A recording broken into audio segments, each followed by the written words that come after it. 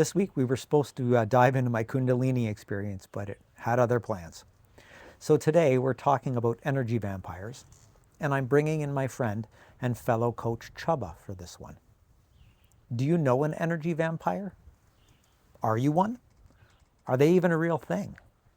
Life gives us so many opportunities for genuine connection and friendship, but what do either of these words really mean?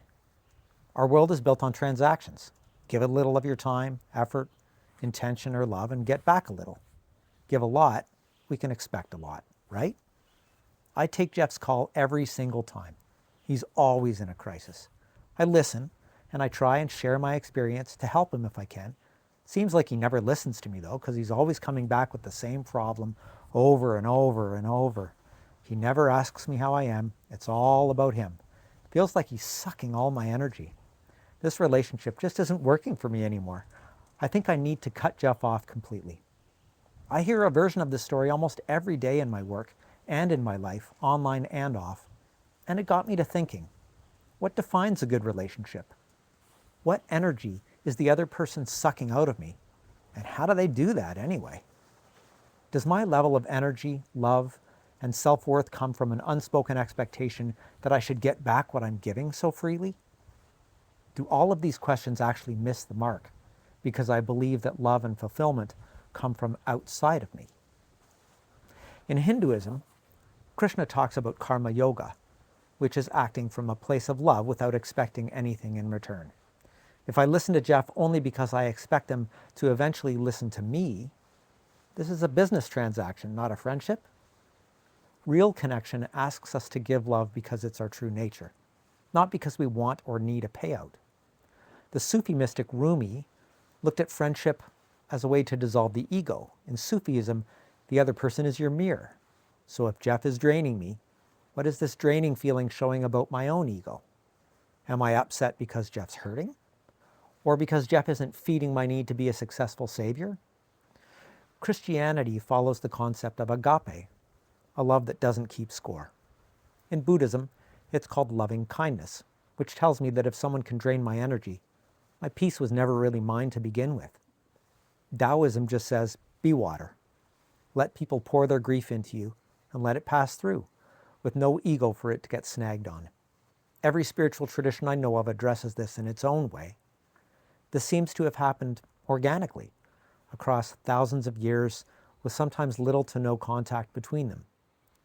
When that many independent sources come to the same conclusion, it's hard to call it a coincidence. It might feel easiest to experience Jeff as a problem to eliminate, but maybe he's the mirror Rumi was talking about. But here's where my collaborator Csaba pushes back on me, and he's not wrong. That foul taste of bitterness we feel in a lopsided relationship, it's the product of unmet expectations we failed to communicate. Not Jeff's fault, ours. If we want something different, we have to say so. What if you picked up the phone yourself and told Jeff, I need you to listen to me and be here for me the best way that you can? The idea of waiting for it to be their turn to ask is just pointing the finger to settle on moral high ground without actually building any connection.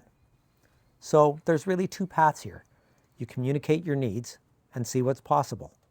Or you find a way to truly accept Jeff for who he is, including all the love and attention he can give, or the lack of it, without holding on to any expectations. Neither is comfortable. Both are yours to make.